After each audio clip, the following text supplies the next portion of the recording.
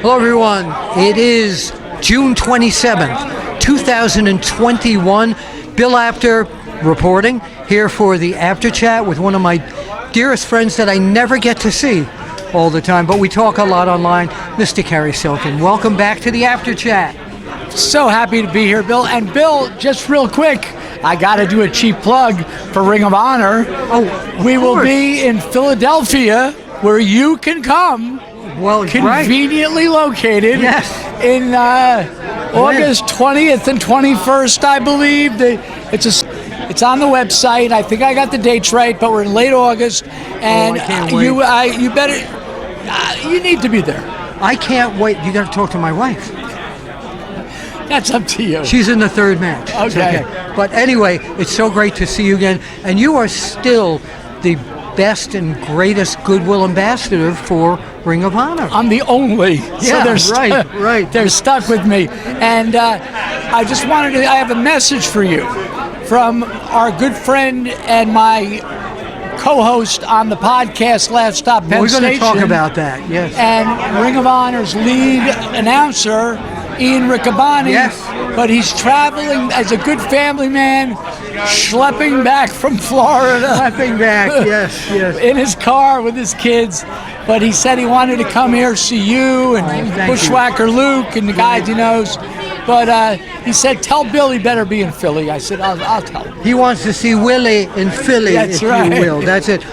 Some of the great things with Ring of Honor, with the pandemic and everything that had gone on, tell us what it's like to be coming out of the darkness into the light again now. Well, it's wonderful. The first show with fans for Ring of Honor is July 11th in Baltimore.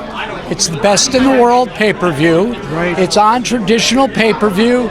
It's on Fight TV. It's on the Honor Club. Anywhere you get it. But here's the thing, Bill. The fans are back. Right. And for the last 18 months, Ring of Honor did a really good job taking care of the employees, putting out some very good product. It's the best product that nobody talks about. Well, we're talking about it right now. Do you know what I'm saying? I do. I definitely do. So we'd like to see you July 11th in Baltimore, or you don't have to come to Baltimore. You could watch at home, or come to Philly, or check out me and myself and Ian Riccaboni on Last Stop Penn Station. Now tell us how this podcast came about and where people can find it. And I know what the title, the name of it is all about, but for people that don't know much about Penn Station? Well, it has multiple meanings. Obviously, Penn Station is below Madison Square Garden. Yeah. And Madison Square Garden has a lot of significance in my life. Of course. First time I ever went to pro wrestling, Pedro Morales and Freddie Blassie. Oh, wow. You were probably at ringside. I was ready for Blassie, for any kind of action. And my dad took me to a few hockey games, and then going to concerts, whether it was Billy Joel or Led Zeppelin or whoever. But then, Bill, my life took turns and wasn't always the cleanest, and I wound up hustling tickets and scalping tickets. And Penn Station was like the hub. The scalping capital of the world, yes. And it's funny, real quick. Yeah. This is interesting. Even if there wasn't an event, if there was no Ranger game, if there was no Metallica concert, if there was no Barry Manilow concert, if there was no Nick game, you could make a day's pay at Penn Station. And I'm not talking about panhandling with tickets. You'd say, how do you do that? Well, here's how.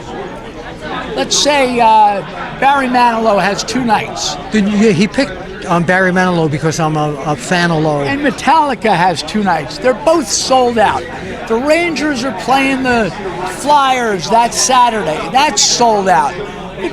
This is a day where the Garden is dark, like a Tuesday. Well, people would come to the box office and be like, oh, damn, no Manilow tickets. Right. Oh, damn, no. So when they would leave, we'd be like, you need tickets, folks? And I would have some tickets, or I knew So you guys. were one of the guys. Who needs tickets? Right, or who's selling? Who's selling? Right. Why? Right. Did you ever wonder that? Why they're saying? They also did. Let me just get one of my. Do you have a? Let me just. What do you need? No, just one of my cards. One of those. This was the traditional. Oh, I know. No, this is one of the No, just one. This is one of the traditional scalper things. Hold the microphones. They go like this. Who needs tickets? Tickets. Who's buying? Who's selling? Right. Right. The reason they would say who's selling is because you could go to an event. You could go to that Manilow. We were going to do a 1-minute interview, but go ahead. You could go to that Manilow show, and there's not a ticket to be had, but you get a guy who got 4 from his company, and he's only going with his wife, and he's got 2 extra tickets. And he's like, who's selling? Yeah, I got 2. And the scalper tries to buy the $50 ticket for like 5 each, whatever the lowest, whatever. But anyway, all this and more, great wrestling stories.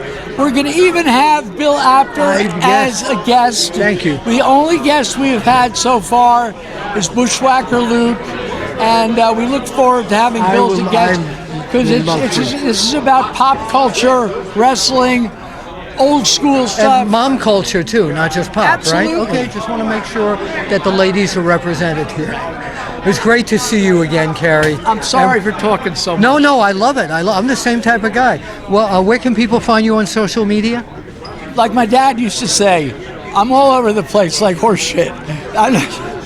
iTunes. There goes the PG rating, folks. iTunes, Spotify, YouTube, or my Uncle Gunny used to say. I had an Uncle Gunny, his name was Irving, but they called him Gunny. He used to go, baseball, football, swimming in a tank. When you get up, you get a crank. Simmons. I said, what does that mean? He never told me.